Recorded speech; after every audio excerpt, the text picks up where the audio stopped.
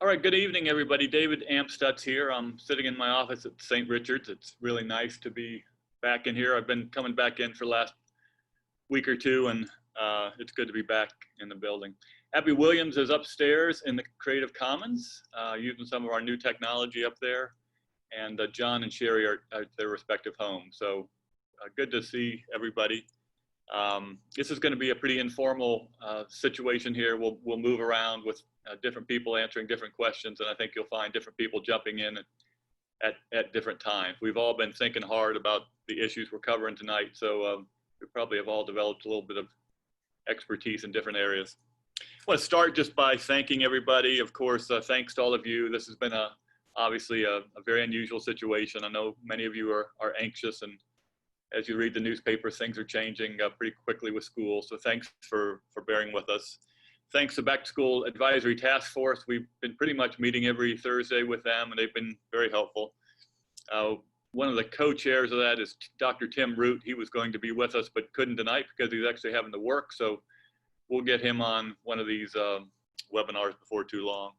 Thanks too for the executive committee of the board. They've been joining weekly meetings as well on Thursdays, and we'll be back at it tomorrow with them and the Back to School Advisory Task Force. And then thanks to all the people on this call and the rest of the members of the leadership team who've really been grinding away hard this summer in a way that I've not ever seen schools work during the summer before. So I'm really appreciative of all their help. Of course, I also want to thank the faculty and staff who've been working hard themselves this summer, mainly independently on remote learning aspects so that they're more capable as they come back this fall with some new skills. They went through a lot last spring, and here we got them going again this summer, and this fall is going to be some additional work too as we deal with this interesting situation. So grateful for everybody's help with this. All right, with that, I think we're going to go straight into our presentation, Abby. We think we can cover a number of questions with a little presentation. I want to talk a little bit about where we're getting information, et cetera. I think it will be comforting for you.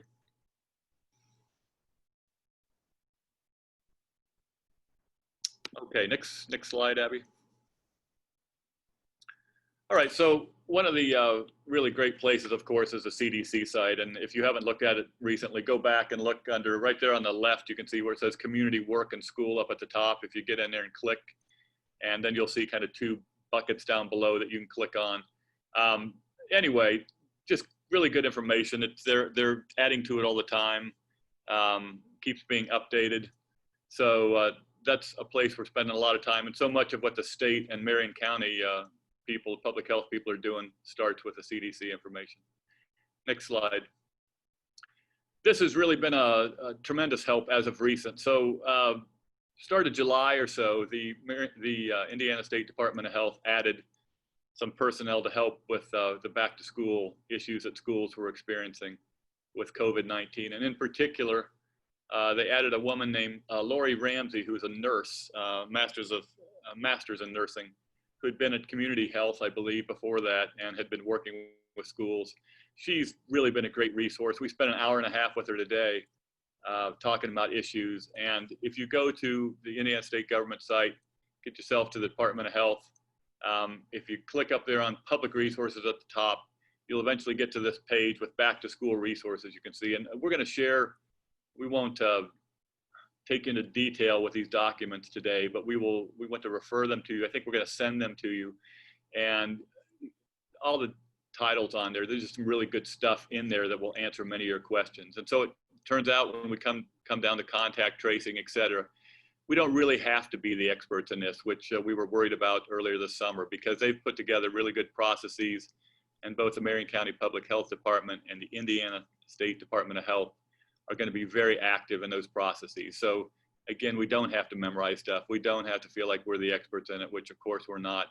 We have these great processes and these great documents. And then the first step when we find a positive case if and when is that we begin to call these people, and they jump in and guide us through the process. So I think this is a good place for you to spend a little bit of time. And again, Abby will shoot out some specific links, I think, that will be helpful. Next slide, Abby. So a little bit about the excitement from last week when we canceled our meeting. And in retrospect, perhaps that wasn't the best thing to do, because I think it made some of you nervous. But what we were trying to do is not have a meeting then and then have a meeting immediately, following early this week. Here are the metrics that they are tracking in the local county public health department. You can see them up there at the top, the positivity rate, number of cases per day, et cetera. The ones with the asterisks are the ones they track most carefully. And what you've probably read about in a newspaper is that those, about 2 or 3 weeks ago began to turn a little bit and then turn upwards. And so that's why they had a call last week. We had, again, a call with them today. And really the one they're tracking most of all is the county positivity rate, which I think has been around 8.89% recently. Now their number apparently differs a little bit with the way the state calculates it, so they're talking to one another. But think about a 10% threshold of sorts is what they where they start really paying attention. So the good news is that rate's going down some. But the other thing that's going on here really is that, again, I referred to this in my email I sent you. This study out of South Korea, et cetera, about there seems to be something that happens about age 10, where all of a sudden the infectivity rate of young people goes up some and transmission as well. So that's what Marion County Public Health Department has been really paying attention to recently. And you can see at the bottom of this slide that 0 to 5 age range and the 6 to 10 age range is pretty low in terms of total cases. So I think what you're going to see, and there will be a press conference tomorrow with the executive director, Dr. Virginia Kane, and the mayor talking a little bit about schools and some other things, is this focus more on middle schools and high schools. You may have seen in the paper today that they've canceled sports for Marion County at the high school level. I think this is going to become, quite honestly, a very political thing now because that's going to anger some people. So we'll see how that all turns out. Doesn't really impact us in terms of what we're going to do, anything political. We're just going to keep trying to do the right thing for our school community, the right thing for our students, the right thing for our teachers, and the right thing for all of you. We are most likely, and I think it's pretty certain that we will not be doing interscholastic sports at the middle division level. We've been talking about it frequently with the heads and just don't think it makes sense at this point in time. So for the time being, again, highly likely, virtually certain that we will not be doing sports at this time. Next slide, Abby. So to give you a sense of the kind of breadth of people we're talking to, so you know that we're not sitting here making decisions by ourselves. There again is Laura Ramsey, who's been terrific. She brought with her an assistant medical director from the State Department of Health today. So it's not just Lori, it's other people, and she's very well connected with the various doctors in the department who have proved to be quite capable. Marion County Public Health Department, again, we had an hour and a half with them today. We'll see what they have to say tomorrow, and if they issue some new guidance, then again, we will just take it through the same channels we always do. We'll take it through the advisory task force, we'll take it through the executive committee, we'll talk about it as a leadership team, and then if we are changing, if it leads us to change anything, then we'll share that with you. And as I said in my last email, I think it's likely you're going to be hearing from us on a more frequent basis as we ramp up for school here at the end. Back to School Advisory Task Force, Executive Committee, I guess I mentioned all those. So just again, a little refresher and just to make it clear again why we think it's important, as long as we can do so safely. We always say that, right? We're not going to do anything that's unsafe for reopening schools. This first paragraph is just taken straight from the CDC website, safe, supportive learning environment, et cetera. And of course, this notion that also we have a number of people here that obviously need to get to work as well. So these are the reasons there. Down at the bottom are really more our specific reasons that we really think that we have a responsibility as professional educators to educate our students and optimize their learning and to avoid any learning loss that acquires over the summer and also when we're remote learning, which is difficult for us to do, as you know. It's difficult for all schools to do. Unless you were built that way from the ground up, like some of these kind of for-profit companies that are built to do that. But even then, we would argue that in trying to educate the whole child, it's just difficult to do remotely. Certainly want to support our students socially and emotionally. We believe that we get kids here and can get them outside and get them moving in a way that sometimes it's hard to do at home. We want to allow our parents to go to work, and we're trying to help St. Richard be successful for another 60 years as it has been to date. So There are risks in opening a school. There are risks in not opening a school. And sometimes we forget about there are risks in not opening a school, and we've got to step back and I think be very adult in making decisions and really weigh the cost and the benefits. Next slide, Abby. So here are just some people, again, you've probably seen these, who are advocating for opening schools in person. Again, nobody wants to do that if it's going to be dangerous to either the children or the faculty, et cetera. There are some risks, but those are the people who are pushing for it. You're again seeing some schools, districts that are choosing to go remotely. I'm not involved in those decisions, so I don't know exactly what's going on, but I do have a sense that there are some political forces at play here as well. So I just want to be straightforward about that. Next slide. Okay, now we begin to get into some slides, and I don't want you to look at these and don't try to memorize these or read them. We will share the stuff with you, but here's just some examples of what we're getting from the Indiana State Department of Health. It's a simple slide right here, a simple tool that we'll use. It talks about daily screening. We have just purchased a electronic app for your phones. That is a screening app called My MedBot. Actually comes to us from Europe, and it will help you every day when you get up, remind you that you need to be thinking about these things for yourself and your children. And again, the greatest defense in this whole thing, of course, is not showing up at St. Richard's or your workplace or any place if you might be ill. That's the start of the whole defense of this thing. So we're going to really ask for your cooperation and your thoughtfulness and your integrity about that. This is not a time to be saying, you know, I've really got to go to work, and I know little John doesn't feel great, but I just need to get him there. This is not the year for that sort of behavior. Next one, Abby. Here's an example. This is a document by the State Department of Health called Preparation for Positive Student Staff. And so if you were to have a case, either a student or staff, it's a 9-page document that really walks you through this. We will make sure you get a copy of this. Looks something like that. There's just a screenshot of it that Abby's got up there. And it's, again, very methodical and walks you through the process. Again, anytime there's something like this, the first call goes to the Marion County Public Health Department. The second call goes to the State Department, or State Health Department, if you will, and they work together on this. They will help us contact trace. They will help us notify people. We'll be notifying, obviously, those who may have been with positive contact first, and then notifying others second. We're going to do so as promptly as we can. And our commitment is that we will be transparent with this. So if anybody is concerned about it, they'll have a sense. We will not name individual students. That's advised against, but we will advise those who may have been close to anybody who, you know, was within this close contact, which is defined as 15 minutes. And we just asked this question again today. It's considered 15 minutes of consecutive exposure, you know, less than 6 feet. And so that's where the definition is today. All the experts will tell you that as they learn more, things may change. Abby, anything else about that you want to add? No, I just think we'll communicate the plans as they are right now, and then we'll update them as we learn differently. This, again, I'm sorry, is a document I was referring to before, but again, we have a number of them that I think will be very helpful in all this.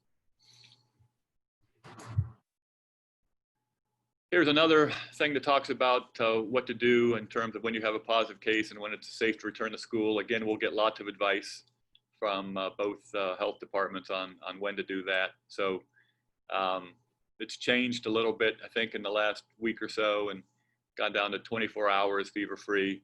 But again, I think this, if you look down at the bottom, this is probably coming from the CDC. Again, we don't have to be the experts. We have people who can help us. Abby, you want to add anything to that one? No, I was just going to say that we did decide with the task force approval that we were going to keep the 72 hours fever-free.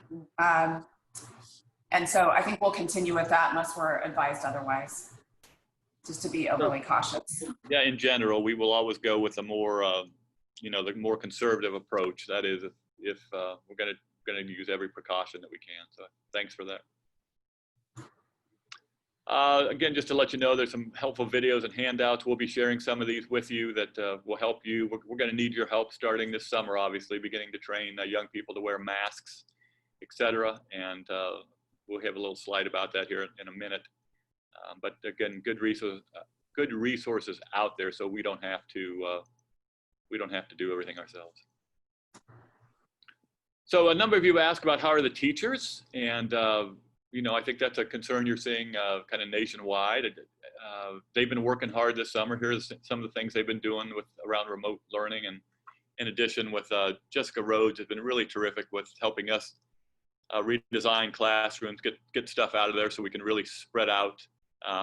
There's a model called the Rosner model that was developed by a student at Caltech whose mother is an independent school teacher. And he saw her struggling with trying to do kind of social distancing in her classrooms at a school, I think in California.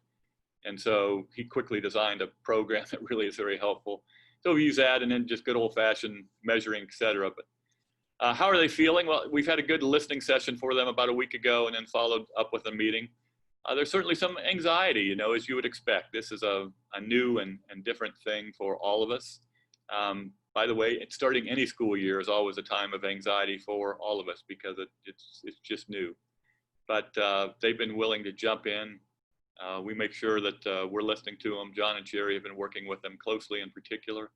And we continue to ask them, if you're uncomfortable, et cetera, let us know. And we've had a few people take us up on that. I think Mary Helen Peony, who's been here 26 years, decided that given where she was in life, and she had been really anxious about this since the start of this back in March, and where she is as a person now, and her personal situation, it just made more sense to retire. So we will miss her, but listening to her talk about it, it was a good decision for her, and a thoughtful one at that as well.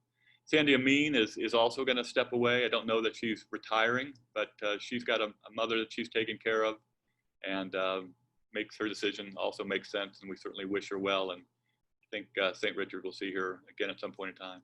Probably have another one or two on that'll take a leave of some sort here, so we'll address that. And none of this is unexpected, and the same is happening at other institutions. So this is where we find ourselves, and we'll keep working on that. And if more people have concerns, we'll talk with them too. We're going to do a little extra day, I think, too, this summer in terms of some prep time.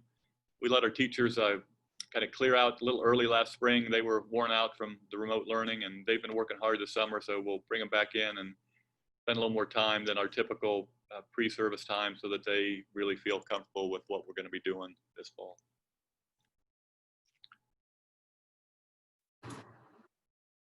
So a few things we need from you, and again, this is not everybody's on this phone call, or this webinar, so we'll just say this to you tonight, and we'll also get some information about this. The practicing of wearing a mask to the extent you can.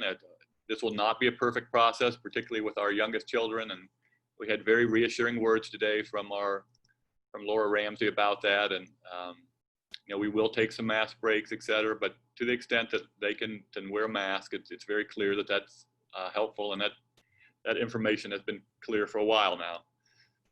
Physical distancing, don't expect kids to physical distance, particularly our youngest ones, constantly, but we're going to work hard to get them used to being more spread apart than they have been in the past. Following directions, obviously, monitoring temperatures, we're going to be doing some of that.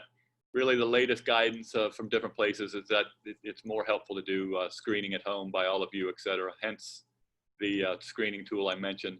But we think it will make all of you feel more comfortable and make our teachers feel more comfortable. So we'll do some of it to start with, and if we feel comfortable that it's helpful and stuff, we'll continue to keep doing it too. Your commitment to keeping our community safe, I may let Abby say a bit more about that. You'll notice obviously the flu shots is something they want to do in October, but it also involves your travel plans, et cetera, and we ask you to follow the CDC guidance around that. Abby, you want to jump in and say anything there? No, I would just add, some were asking about if we would be putting the children in cohorts based with who families have interacted with outside of school. Would we be able to limit what families were doing outside of school? And we unfortunately cannot do that. So we just are encouraging everybody to make good decisions and be looking out for not only your family members, but also the greater community. Of course, your flexibility and patience, this is going to be a different sort of school year. We think it's going to be a really good school year, but it's going to be a little different. And so you're going to have to be patient. And of course, I feel like I've used this word grace over and over again. And for a non-theologian, I'm probably butchering the use of it, but you know, we're going to have to be good to one another and to each other's families, et cetera, as we go through this experience together.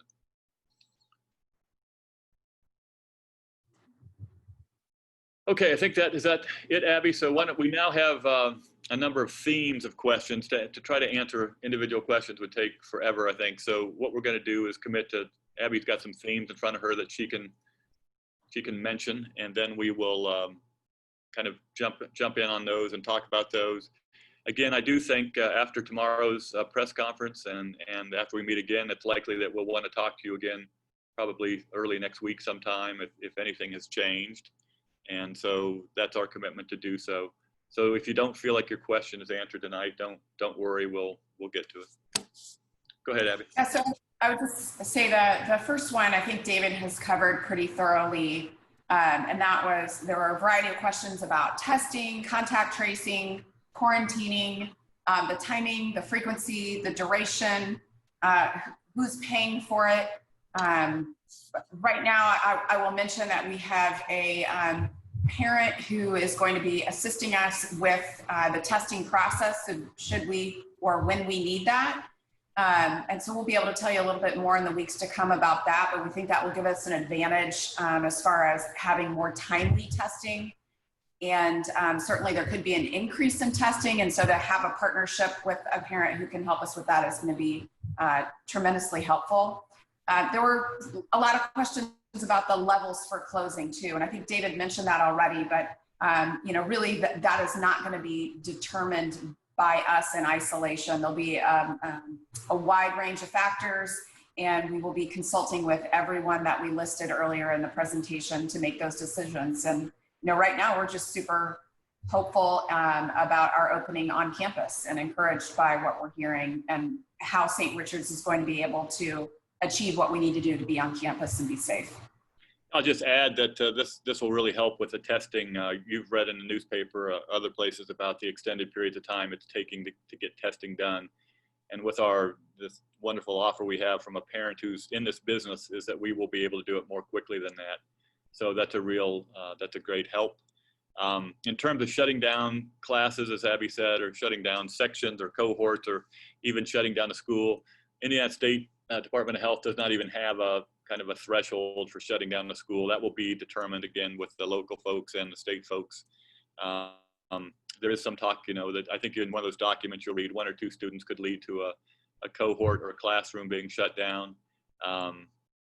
And then we'll go from there. But it all starts by us having assigned seating in the classroom and kind of tracking where the students are. So doing the contact tracing with their assistants. And the more we can be cohorted, the more that we can kind of take a group out without taking a larger group out. And again, they've already started doing this. So one of the local high schools that we're in close contact with has already had a couple situations like this. Their principal feels very good about the way it was handled. And so this is going to be a way of life, I think, this fall with schools reopening. And so we're confident that other groups will have practiced before us, and we will go right along with the process. Next one is regarding communication of positive cases. How quickly will we notify people? Will it be school-wide? What's the type of communication? There were questions regarding privacy. And I think David already mentioned that we're pretty transparent here at the school, and so we're going to communicate more openly than maybe other larger school districts would do so. Of course, our first priority is going to be the close contacts of the student or faculty staff member who is affected. And then we will notify the broader community if there is, you know, of that case. But our first priority will be those close contacts. And obviously we will maintain the privacy of the student and the family or the staff member. And then David, you went on with the concern for teachers. And And I think we've covered that. Sherry and John, do you have anything to add about the faculty and how they're feeling and the work they're doing? Go ahead, Sherry. I was just going to say they've done a tremendous amount of work this summer. Really proud of our team. And they are problem solving, and they're coming up with creative solutions, and they're excited to see your children. I would agree. There's a cautious optimism. Sherry and I have been meeting with faculty throughout the summer, and the unknowns are certainly there. We're trying to make the environment as safe as possible. But there's an optimism of getting back to campus and strengthening those relationships and getting back into the education world that we all chose as a career. And as I said before, we'll continue talking with them, Sherry and John, and I will as well, to make sure that we don't have people that are just, really uncomfortable, et cetera. We want people to want to be here. I do, again, think that anxiety is a normal feeling in this situation where you're walking into an unknown. But I think once we get back at it and it starts feeling like school again, albeit a little different, that much of that will go away over time. So I think I'm going to continue with John and Sherry. There were questions about everything from specials to chapel. We already addressed sports. So if you could say a little bit about that. I know you're both, John and Sherry, are working on the schedules right now with the teachers. And so parents are just wanting a better idea about those specialty classes and what those are going to look like. I'll start on the specials in chapel. The special teachers will be coming into the classrooms so that we can keep the grade and the class and the cohorts together. So the children will not be circulating into the classrooms of the specials teachers. They'll be remaining in their classroom. For chapel on Wednesday, grade 1 through 8, we're going to do it virtually. So it'll be transmitted from the church to the classrooms. And in lieu of the lower division chapel on Monday and Tuesday, Father Ben and Katie Elder are going to do some SEL, social emotional learning, and divinity work with our lower division students. And early childhood chapel, same thing. Katie Elder will be going into the classroom or be taking them outside for early childhood chapel. And then in middle division, we are grouping grade level cohorts. So we're rearranging room setup. We'll retain homeroom, study hall. Our homeroom will look a little bit different. It'll be expanded in the mornings to allow teachers time to take lunch orders on days that they need to accommodate assemblies when our students have produced them, trying to keep that community feel as much as we can. And then passing periods will look different in that we're going to stagger them as much as we can and try to make it so large groups are not out in the hall at the same time. And then one word on sports. While we can't compete against, or we're, like David said, highly likely not to compete against other schools, there is still interest in practicing and having clinics and being able to have students engaged in their cohorts in those athletic trainings if they'd like. So they're not missing out on that altogether, but we're doing it in a mindful and safe way. Just pick up on something John said about the staggering. You may have read that some schools are trying to make hallways one way, et cetera. And we could do that here, but we're not sure that's the most effective way to do it. We certainly want to minimize, if not eliminate, cross traffic of students. But we think that's best done by staggering when we're in the hallways and how we do restroom breaks, et cetera. So it's going to be more of a logistical undertaking this year than in the past because of that. But this is the way we need to do it. And so that's our commitment there, is to make sure that we're really being careful with traffic and hallways, et cetera, because we certainly do want to social distance, at the highest level that we can, physical distance. On that same note of everyday student experiences, there were questions about lunch and the use of the Dragon Cafe. And so I'm just going to say a quick word about that. We met with Chef Andy and some of his team this week to talk about how lunch is going to look. The great news is we're still going to be able to provide a hot lunch 3 times a week. And on those days when there's a hot lunch, the children will also have an opportunity for a sandwich and a side if that's the choice that they would like. We're going to be using a program that we're going to work with the teachers closely on where the students can submit their choices. So it's not as if they have to have a hot lunch or they have to have a particular sandwich. And there were many of you who had questions about children who might have dietary needs. And so we're going to ask that you contact the healthcare clinic.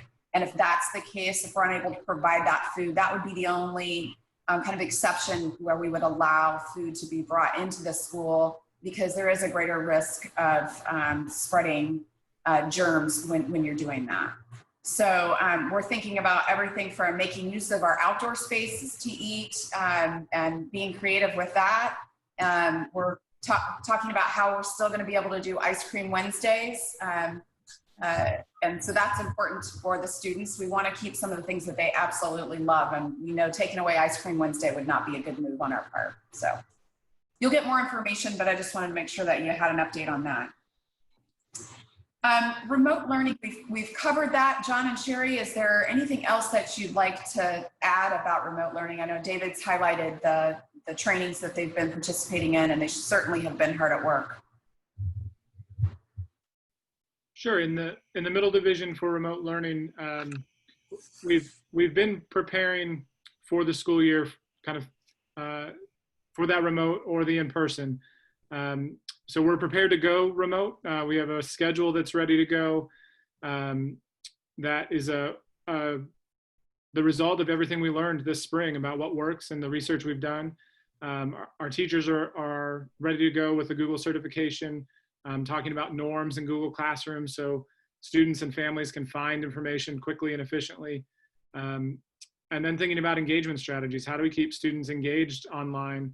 And part of that's expectations from us as the adults of what we expect our students to do. And part of it is the activities that the students are doing. So we need to have both in there. And then I'll speak very briefly about the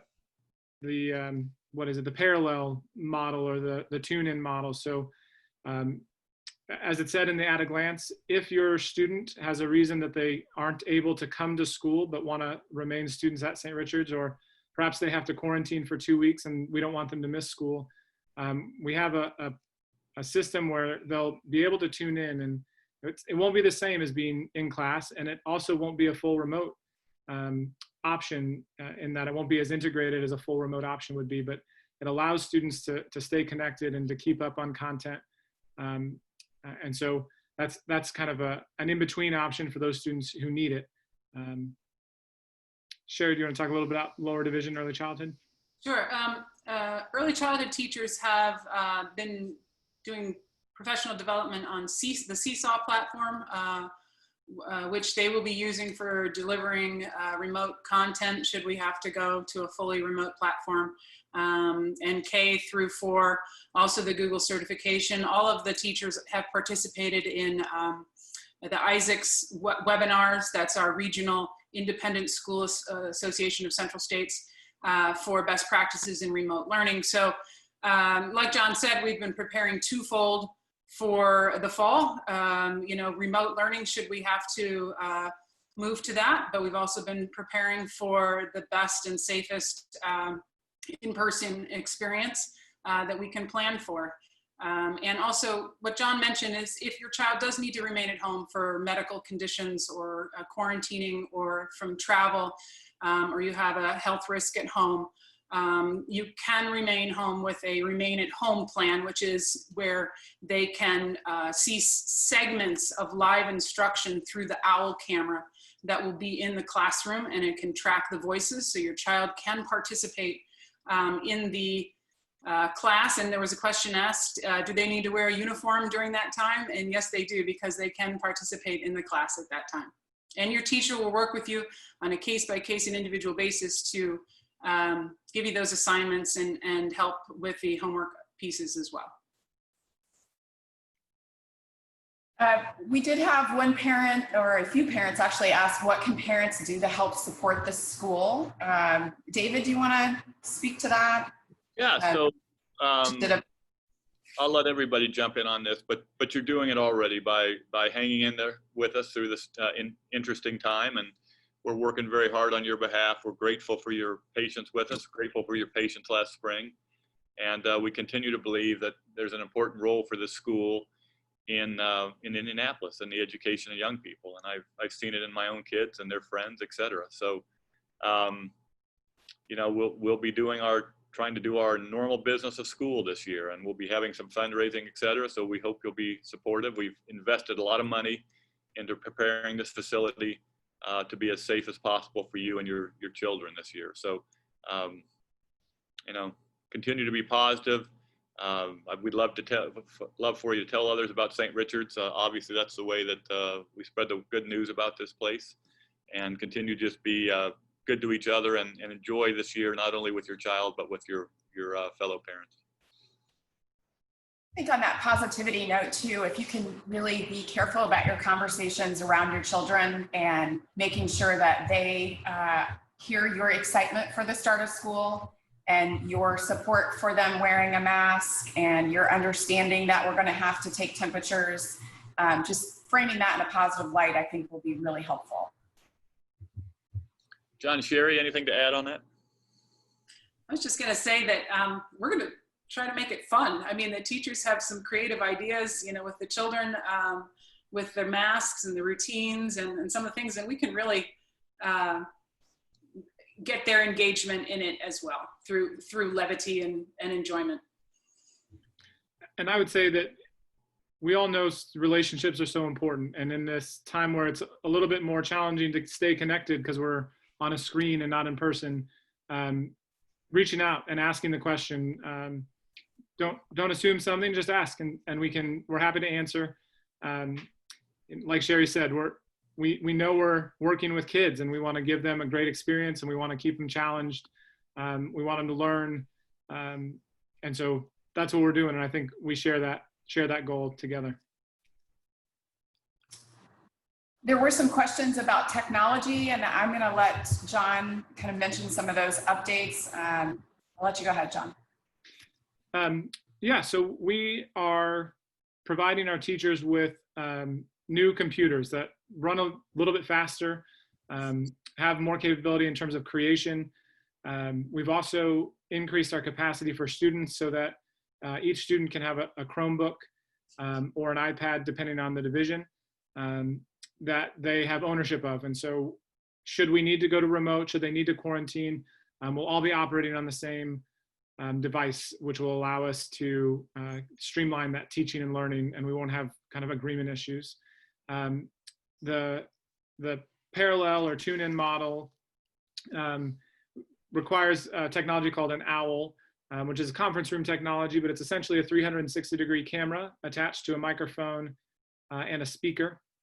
And so a teacher can log into Zoom like this and have the students up in their classroom to be able to chat and then be seen, and they can hear and see what's going on in class. We've also increased our wireless capacity, so we've added Wi-Fi to the courtyard between the gym and the new building, and then we have a directional Wi-Fi access that's going down the playground until the fence, so we can have classes spread out on yoga mats so they're not getting dirty and wet. And you'll notice that it's only where there's mulch, not grass, because we don't want the computers to get wet either. So trying to make it as easy as possible to stay connected, and also give teachers and students the tools they need to stay engaged in learning.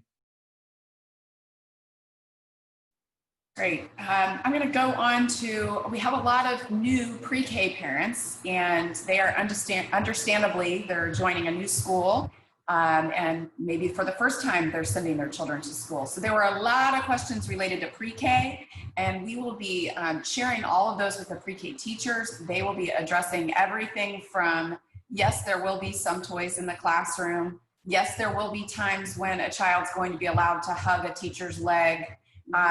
They will not wear masks when they are napping, but they will be separated tremendously during nap time.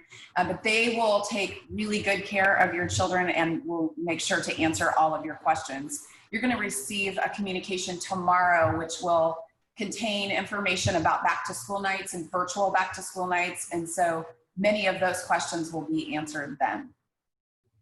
Anything else on that, Sherry? Did you have anything? I just wanted to mention that for the pre-K families, your teachers will be reaching out to you individually, maybe as early as the end of this week, certainly next week, to have one-on-ones with you, to get to know you and help your child feel comfortable and answer many of your questions. Okay, there were a broad range of questions related to PPE and what has the school purchased and building improvements.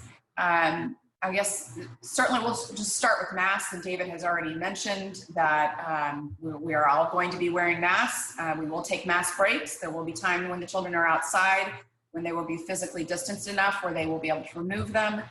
But we know that masks are helpful, and so that's the route we will be taking.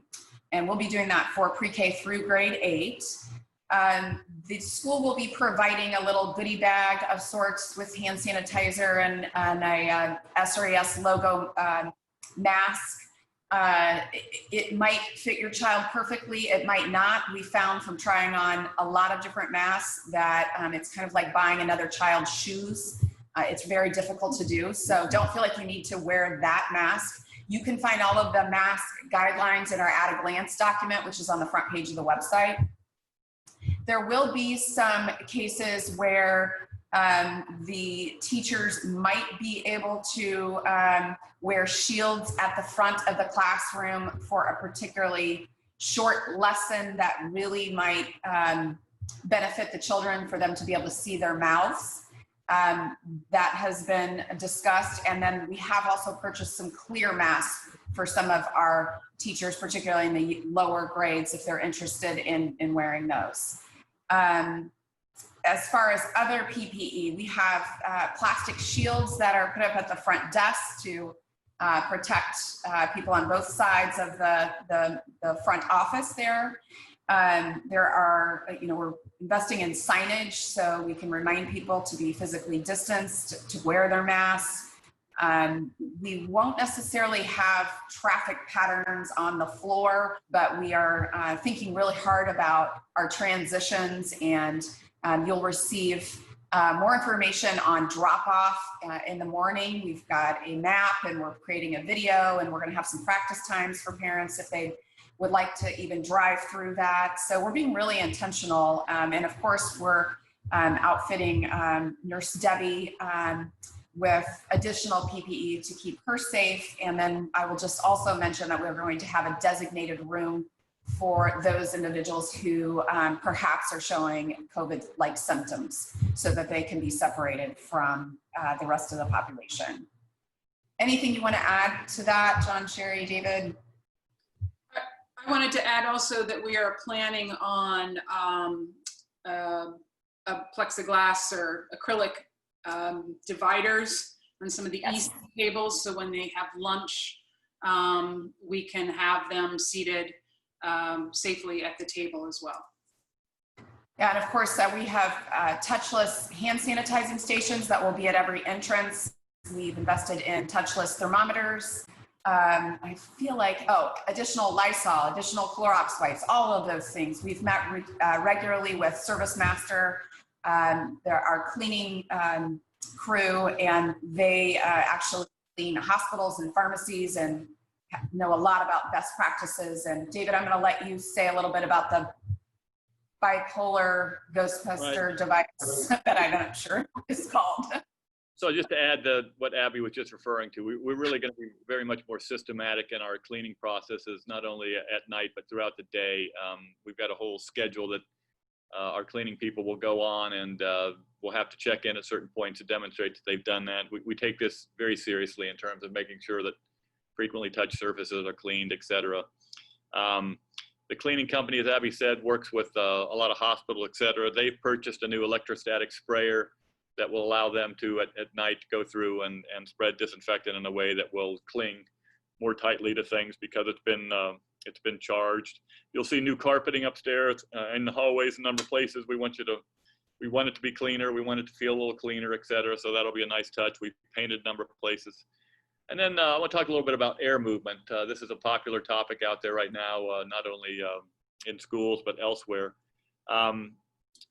We do not have windows that open at St. Richard's. We may have a few here and there, but we've been, as a school, has been replacing windows over the past decade or so. It's been putting in windows that are fixed, if you will. And the way then we're going to handle that is, you know, that we did some pretty significant investing in our HVA system equipment last spring. So we've got good new stuff, but we're also going to add something called bipolar ionization, which is I think it's a technology that's been around for some time.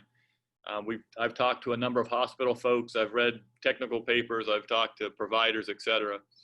And it pretty simply is that for those of you with chemistry backgrounds, et cetera, is that you're creating a number of ions, almost a plasma of ions in the airflow going through the ducts and coming out, that then grab onto particles, including pathogens and other things, and either cause them to fall down because they become, they become bigger and hence can't hang in the air, and or because you've created an ion with some cases a electron on one and a missing one in other cases that interferes with the exterior of things like viruses and causes them to fail as well. So that we're talking about right now. We think we'll have it in by the start of school, but if not at the start of school, it will be close. We also, of course, are going with the MERV 13 filters, which are the ones that are recommended in this current situation. So they're a much more dense filter, if you will, that will grab more things out of the air. And finally, we're going to open up the fresh air coming into school about 25% more with the damper situation. So, the window situation sounds good, fresh air, right? What's wrong with fresh air? Everybody likes that, but it has its own issues, of course, when it's hot and humid, it creates mold, et cetera. And in the winter, of course, it gets cold as well. So the way we will do the fresh air thing is we're really encouraging our teachers to be very flexible and fun about being outside. Let's grab those mats and find a shady place and really spend quality time outside. You may have heard of ad on the NPR about one of the other schools with air turnover. We're turning our air over as much as they are, if not more.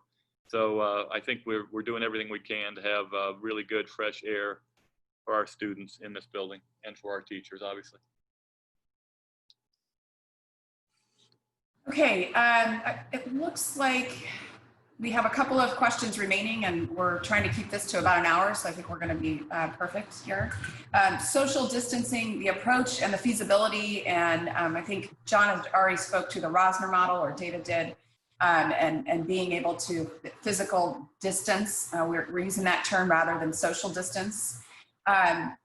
We know, we are confident that we can do that and we can follow those models, but we do know that there are going to be times when children naturally gravitate towards one another, and there will be times when they are not 6 feet apart. The key is that we limit those times, and we just do the best job we can with that. But we can't make promises that every minute of the day the children are going to be 6 feet apart. That's certainly our goal, but it's just not practical, particularly with younger children. So we had a really good conversation with, again, the chief nurse consultant at the Indiana State Department of Health today, and we're in the same position as all schools. You're going to have kids, and kids are kids.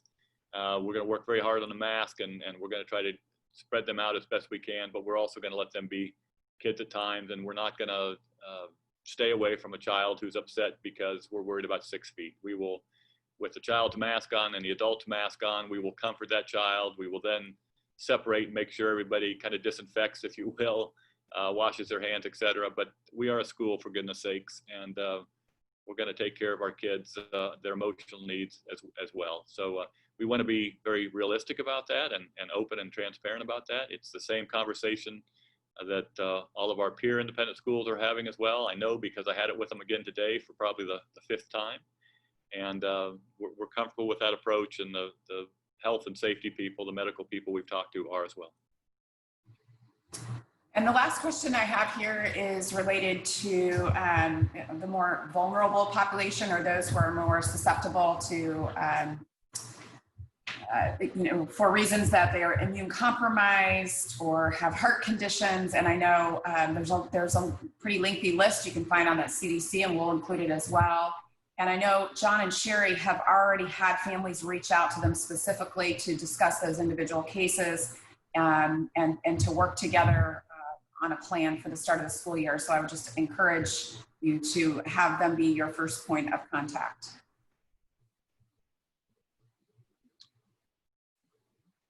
John, Sherry, on that? I think you've covered there.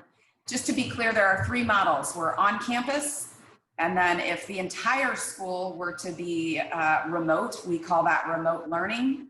And then if there's a particular situation where there's a medical condition or the child needs to be quarantined, we call that learning from home. And as John said, it's not a full remote learning plan, but we think it's a good way for parents and children to stay up to speed with the rest of the class to as best to our ability, while the teachers are still going to be focusing primarily on those children who are in their classrooms. I'll just add that, the school, St. Richard's, is again designed as an in-person school, and this is, with our limited resources, we want to focus our attention on that until somebody tells us it's not safe to do that, and then we'll focus our attention on remote. You're seeing some of the bigger public schools that are offering both an in-person and remote option. We just don't feel like we can do that well, so we want to do what we do well, and we can do this, as Abby said, this kind of learning from home piece as well. But we want to be clear about that, and we can't be all things to all people, and so this is how we've chosen to go. I also want to be respectful of our faculty members' time. They have to teach and teach under different conditions they've taught in before, so to go home and try to do a full remote learning program at night and start up again the next morning with their in-person class is just asking more than is reasonable of our teachers. So we want to respect them and put them in a position to do their best work. That's it for the questions that I have, unless anyone else received any on their list today. No? So Abby, why don't we go ahead and John and Sherry, why don't you guys say a closing remark or two? Abby, you say something, and then I'll wrap up here at the end. My closing remark goes back to the question about what parents can do to help the school, and it really boils down to trust. My hope is after tonight you've heard all the thought and care and research and time that went into this plan and what we're working with, and that you can take a breath and say, all right, I trust them. They have my kids' best interests. They have our family's best interest. They're going to do the best they can. And that trust that you have in us as educators that you had before this pandemic, I'm just grateful for it. And I hope that this meeting and future communications will help continue to build that trust.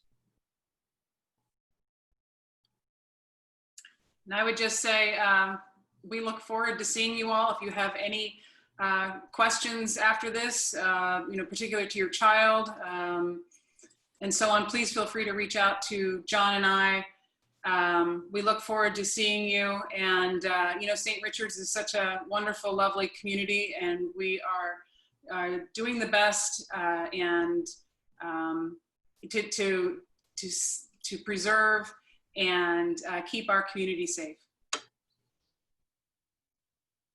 Yeah, and I'll just add that my time at St. Richard's is coming to an end, really at the end of this week, although I'll still be around and I'll be helping with transition plans, but nothing related to where we are in the world with the pandemic. This is a decision I made earlier, and I'm just ready for a new chapter in my life. Our children will remain at St. Richard's, and we're tremendously grateful to have the faculty and staff that we have. And I want to stress that you have such a strong leadership team, and the faculty, they have all been working so hard this summer. So if anybody can do this school year well, it's St. Richard's, and I believe that with the bottom of my heart. So tell your friends too, because I think our children really need to be at school, and I think we're going to do it well. And I'm really excited for the school year to start for everyone. So thank you.